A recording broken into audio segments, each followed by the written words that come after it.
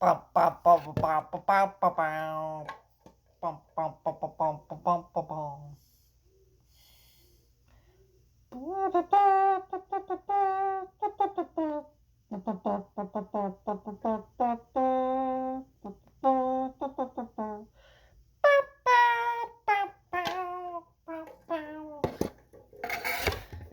I'm sorry. Just oh my god, it's been fucking 2 years since Mandalorian. I know we have had Mandalorian like Boba Fett and shit, but like that show was good for what it was and did what it needed to do. There was just some iffy things about that show, and it wasn't a Mandalorian show. And we heard this season alone, spoilers for this episode, was gonna have more Mandalorians than any of the Mandalorian seasons previous. We heard rumors of over a shot of over 1,000 Mandalorians or some shit, and wow, we see that in the first episode. Uh, they're basically initializing a kid to join their group or whatever.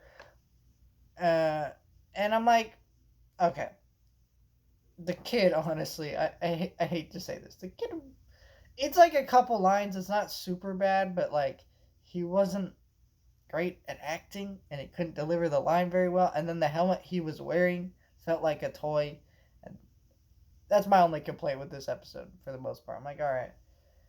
Um, then we get to the next part of this episode, where Mando comes in and stops this giant beast from killing all these Mandalorians on this, that none of them can take down. Great CGI on that thing, great design of that creature. I really like that. And then takes him down. And he's like, and he goes to Armor. He's like, he's like, hey, what if I get to the mines? I found this piece from a traveler, and I'm to go find the mines and become a Mandalorian again. So we kind of set up our quest for this season. And that's good because every season of the show has a quest that we're aiming towards. Um, and so that's our quest for the season is Mando wants to be a Mandalorian and rejoin his cult.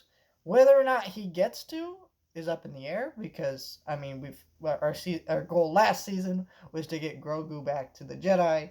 He gets back to the Jedi, comes back to Mando. So who really knows what they're going to do with that?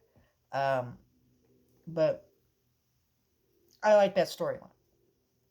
So, and I want to see where that goes. Though I find it funny that they call this episode the apostate because I've always seen Mando's group of people as Jehovah's Witnesses, just crazy cult leaders that are preaching an outdated way of belief that is proven to be harmful to them and their society. And yeah, I'm not saying that that's intentional, but that's just the way I look at it. But apostate has been a word since before Jehovah's Witnesses, I believe. So it's not like it's specifically connected. I don't know. I'm going on a weird rant. Um. So from there, he leaves and he goes to Navarro. And I really so we see Grief Cargo again, and we see how much the planet's changed, and we see them stop some pirates, so they fight later in the episode. What I really liked though is they did not just drop Cara Dune. They dropped a line of where she's at, what she's doing, and why she's not around. And I think a lot of fans are going to be upset, kind of, but most people will be upset are not genuine fans. They're people who are have an agenda that they're pushing. And so, yeah, they didn't just get rid of the character completely out of Mandalorian, right? They didn't just do that. She actually was name dropped in the episode. They explain why she's not around, and I think it's also nice because what they did is essentially leave the door for her to come back or be recast if they so decide.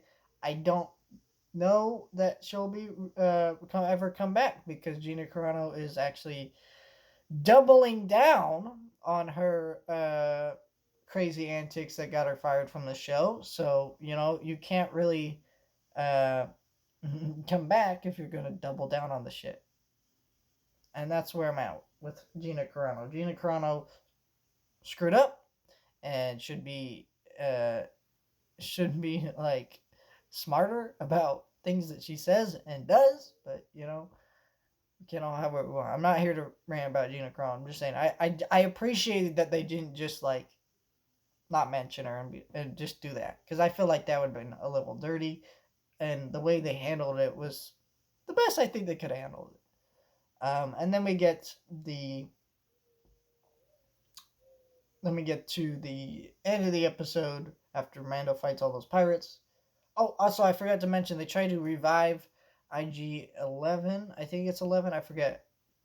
I forget because there's IG 88 and there's IG 11. I forget all the different droid names, and it doesn't work out. He goes back to his old programming and stuff, and then they eventually, and we see the little Bobble Fricks in the episode. And that's pretty cool because I like the Bobble Frick.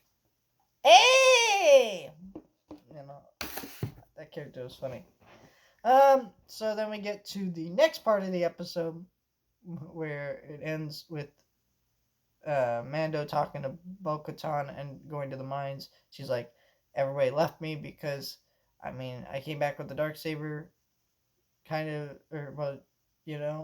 and I didn't come back with the Darksaber. I don't rule Mandalore like you do, like you're supposed to be doing, and blah blah blah, and and then he just goes off, and it's I think that's very weird that they just have no desire to battle and there's just no Mandalorians around. It seems very odd, but I don't know. There's something interesting going on there. I want to see what happens and goes down with that, but I was very fascinated by that. So this episode is not going to be one of the best of the season. In fact, I think this is probably one of the worst season openers. I think it's just because there's just so much that happens in this season opener, and you're like, okay, we have a goal of what we're doing, and I like that. They do what they need to do to, basically go, look, this character's not around, Cara Dune is not around anymore, and reintroduce us to Navarro and some of these things. Cool, but I feel like at this point in the story, I don't know. Maybe it's just the fact that the wait. Maybe that's what it is.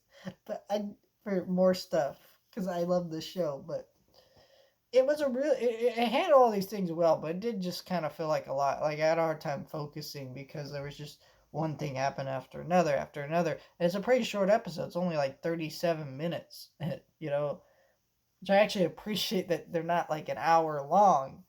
But still, I'm excited to see what happens next week though. And what characters we get.